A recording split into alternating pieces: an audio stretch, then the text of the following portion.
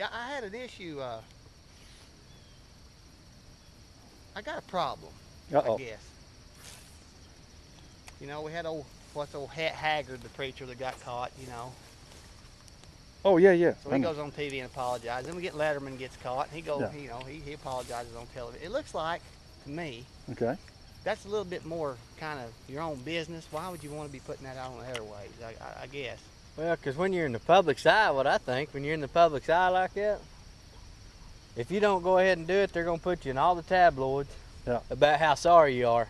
But if you'll come out in public and say it, well, then it's kind of like it's accepted because you're an honest man, is the way I look at that. If you're an honest man, you wouldn't be cheating around on you. Well, I know, but what I'm saying is, that's just the way the public looks at it. A lot of it too. You just gotta, like Mike's saying, they're gonna write stories anyway. So if you kind of get it out there and sort of diffuse it, you can either put it in your words or let them put it in theirs. Yeah. I guess my problem is I wish they'd just say, "Hey, I messed up." In the story, Yeah. take you 10 seconds. And That's what David Letterman said. But I got to say one thing. Oh. At least it was with a woman. I don't have anything against gay people at all. Uh-huh. I have a little bit of a deal like old that what was it, Haggard guy. Yeah. That seems a little odd that you'd be cheating on your wife with another man. Uh-huh. I think ain't no amount of TV appearances you could possibly do would ever enhance your image. Well, if you're... Especially if you're a preacher and you get caught sleeping with another man. But if you're gay, it really ain't that big of a deal to you. That's true. Is it? But I'm just saying. Well, apparently it's a temptation for him. Sometimes people think preachers are not acceptable to it. Well, it's almost like they're not really human. You know what I mean? Not human. Yeah. Oh, there's a nice one. Come on, Mikey. Don't lose him. Oh, he jumped. He's a jumper. All right. Show that one to the camera. We do catch fish on this show occasionally. But it's just sometimes, they I don't know. It used to be they said preachers their families lived in glass houses, Yeah. Everything you did, everything you said is just out there for everybody to see and judge. And, preachers, the preachers I have problems with are the ones that, come across as so high and mighty and moral. Yeah. And they mess up. And then they mess up, and then it's more of a letdown, I think, when a preacher It does is. It is. Because, they represent something. It's like our good friend Gene Jones said. You remember Gene Jones? Sure. We was all down there fishing, down there camping one time. Gene Jones drove up, and he said, "Man, I must have dreamed I was a preacher last night." I said, "Gene, what do you mean you don't know?" He said, "Well, I had to have dreamed I was a preacher." "Why, Gene?" He said, "Because I woke up with an erection, craving fried chicken." Wow. Okay. Huh? Wow. That's pretty funny. Huh? That is funny. What? Well, we used to call chicken the gospel bird. The gospel bird? Yep. Because if you were a traveling preacher, if you're in another city and you go to somebody's house to eat, you're going to have chicken.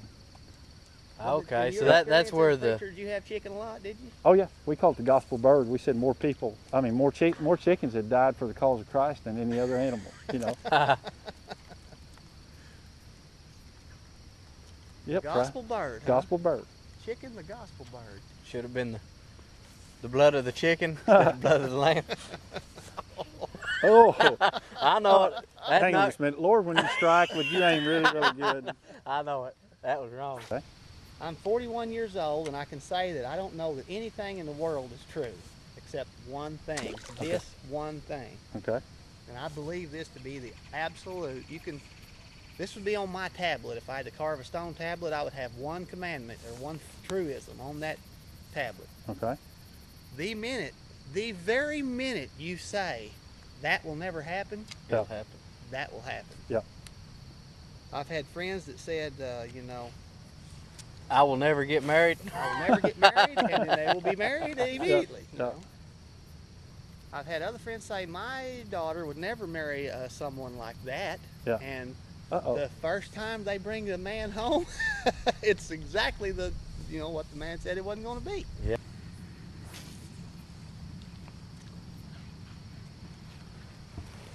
I just believe, people say never and stuff like that. Yeah. But in my lifetime, I can say I've seen that many times over. As soon as you say that will never happen, you might as well get ready for it to happen. Yeah. I bet you there's about a couple of 100 million people that said we will never have a black president. Yeah. Huh? Yeah. You know they said it. Sure they did. There's probably been 100,000 said I'll never vote for one and did. Yeah. Probably. You just can't, I just believe that that's some kind to me, that's karmic justice. That's just straight karma there.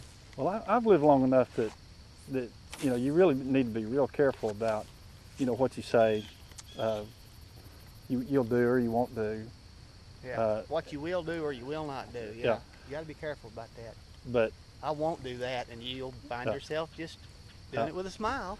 it's years and years Huh? ago. Yeah, years and years ago. I don't know if y'all remember this. The plane crash. I think it was the Donner Party or something. Yeah, keep you kind of, And don't turn toward me or the microphone will catch most of it. Okay. anyways, in this party, I mean, it's like snow and frozen and Oh, when they ate the people? yeah, they ate the people.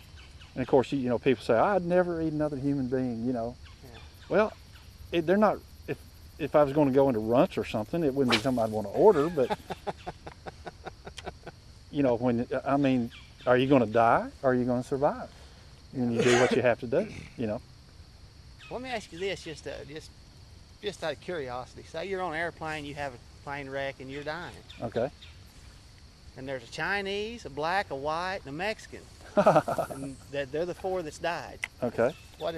Which one do you think you might want to? Well, I'm partial Mexican myself, so I like Chinese food and Mexican. Yeah. What did that fix say? a little sweet and sour wouldn't be bad, I believe in them. We're not racist here. We're just No. this hypothetical situation. A Mexican, a Chinese. Well, and two, it depends on how old they were, We're going to say they're relatively the same age. Oh, okay. Male, female, does that matter? Or? I don't know that the taste would matter on that, would you? Yeah. Well, I don't want Well, to say. probably the hormones they like eating a steer or a cow. Yeah. Yeah. Yeah. Mike, you never did say which one you're going for the first. Well, I can speak for Mike there. He'd go with the. He going with the white meat? No, he's going to go with the black meat. He is? Yep. He told me not too long ago, says when you had black, you won't go back. So. You think that transfers over to airplane crashes? I believe in so, the yeah. Andes when you I don't start? know exactly how he meant it, but might be more there. What? well, yeah. I know somebody could be a candidate to be on the Oprah show. I'm just wondering if people taste different, say when they're If dead. people taste different, Well, would the Chinese man taste different than the Mexican man if he's laying there dead, frozen? You had to cook him up a little part of him or something? I have a feeling that you wouldn't really care what it tasted like. Oh, yeah? Yeah. Man. You just gotta get some protein, That didn't sound right. some protein. Yeah. Huh? You lacking any now? Oh, no. Oh, no. Oh, I have to edit all that out of there. Yeah, that was improper, wasn't it? That was improper. I won't say that was rather improper. Yep. Are we going to move again? No. If I had any sensitivity, I'd be offended by that, but I'm not sure why. But